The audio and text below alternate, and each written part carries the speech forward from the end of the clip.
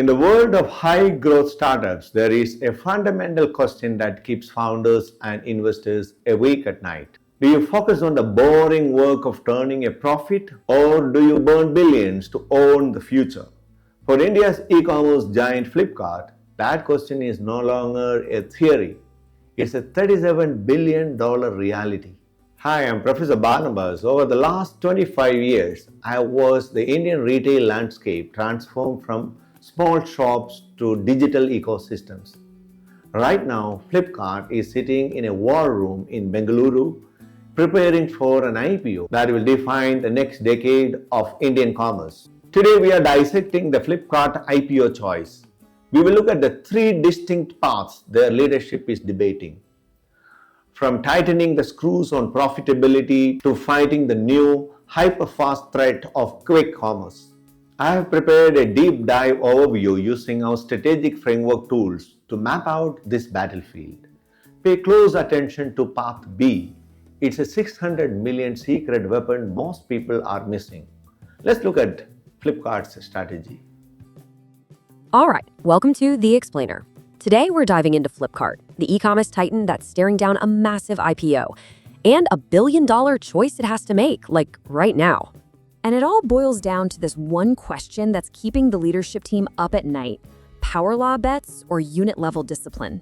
It's a single decision, that could literally define their entire future. So, picture this. You're in a high-tech war room in Bengaluru. The walls are just covered in glowing data dashboards. There's a digital clock on the wall ticking down to India's biggest online sale, and the team is intensely debating these tiny little changes that could swing profits by millions of dollars. The pressure is on, big time, because their massive annual sale, the big billion days, is just around the corner.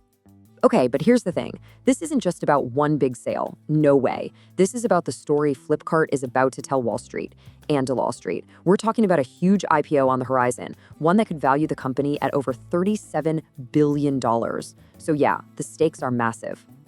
Now, to really get what's at stake here, you kind of have to look at how they got here. I mean, Flipkart's journey has been an absolute masterclass in aggressive scaling. They started as a simple online bookstore founded by a couple of ex-Amazon guys and just exploded from there, buying up companies and pulling in massive funding, all leading up to that landmark deal with Walmart. And this number, wow, this is what creates all the pressure. When you hit a peak valuation of nearly $38 billion, the path to going public becomes incredibly high stakes.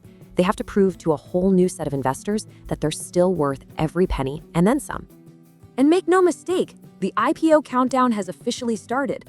They're doing this huge, complex thing called redomiciling, basically moving their legal home base from Singapore back to India. It's a clear signal, right?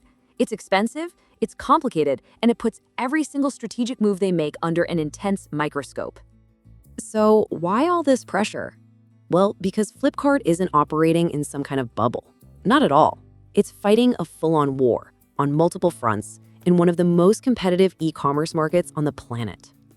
Just look at the battlefield. You've got the global titan, Amazon, with its unstoppable Prime ecosystem. Then there's Meesho, this super aggressive disruptor with a zero-commission model that's just crushing it with price-sensitive shoppers. And you can never ever count out Reliance, which is brilliantly blending its huge network of physical stores with its online presence. But there's a new threat, a whole new player that's changing the game completely. And that threat is quick commerce. Yeah, we're talking about players like Blinkit and Zepto, and they have completely rewired what we as consumers expect. We're not talking about waiting for days anymore. We're talking about getting stuff in minutes. It's a total shift from that old centralized warehouse model to this dense web of local dark stores that are built for one thing, and one thing only: pure, unadulterated speed. And this is a massive problem for a company like Flipkart. See? Quick commerce is swooping in and stealing all those small, frequent impulse buys. The groceries, the snacks, the very things that build a daily habit with a customer. It risks turning platforms like Flipkart into a place you only visit for occasional big-ticket items, and that makes them way less relevant in your day-to-day life. So that brings us to the decision. Flipkart's leadership team is staring at three very different paths forward, and they have to pick one right now, before their biggest sale of the year kicks off. Okay, path number one. Let's call this tighten the screws.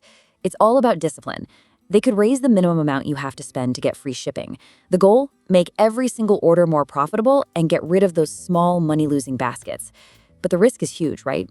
You could easily tick off your price-sensitive customers who will just hop over to a competitor without a second thought. And this chart, it lays out that trade-off perfectly. The data here, though illustrative, shows that even if you lose a few sales, bumping up that shipping threshold could seriously boost your contribution margin. And trust me, that's a metric that IPO investors are going to be looking at with a magnifying glass. All right, what's path number 2? It's simple. Double down on what's already a massive profit engine for them: advertising. They could cram more ad space onto the platform, push their own in-house brands more, and basically use all that high-margin ad money to pay for their expensive delivery business. The danger, of course, is that you end up with a cluttered, annoying website that just drives shoppers away. And we're not talking about some small side hustle here. This is serious money. We're talking ad revenue in the neighborhood of 5,000 crore rupees. That's over $600 million in just 1 year. Retail media has become this incredibly powerful force that can literally fund their other big risky bet. Okay, so what's the third path? This one's a bit more conservative. The idea is to protect the core. Focus on what's already profitable for them: mobiles, fashion, and be way more careful with the cash-burning experiments, like quick commerce. Maybe they just test it out in a few big cities. It's definitely the safer route, but it comes with its own risk. You could end up looking stagnant to investors. And worse, just hand over the fastest growing part of the market to your rivals. So all three of these paths, they all lead back to the same fundamental question. It's a classic business dilemma, one that almost every major company has to face at some point. Do you chase aggressive growth, or do you lock in stable profits? Now, to make a decision this big, Flipkart's leadership isn't just, throwing darts at a board. They're using these really rigorous frameworks, like something called innovation accounting, to run controlled experiments. They're trying to separate the real signals from all the noise, to figure out what's actually working before they go all in and commit billions of dollars. And you can feel that internal push. The CEO himself has said they're getting close to profitability, mainly by cutting down on how much cash they're burning every month. That's a clear signal. But the pull from the market, that demand for explosive, game-changing growth, that's just as strong. So here's what it all boils down to. This is the core takeaway. It's this timeless battle, right? Do you secure your profitability now so you look stable and predictable for your big IPO debut?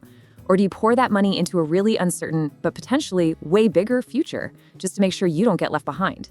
And ultimately, that is the question. Which story does Flipkart tell investors?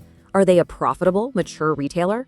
Or are they an aggressive, high-growth ecosystem that's ready to dominate the entire future of Indian commerce?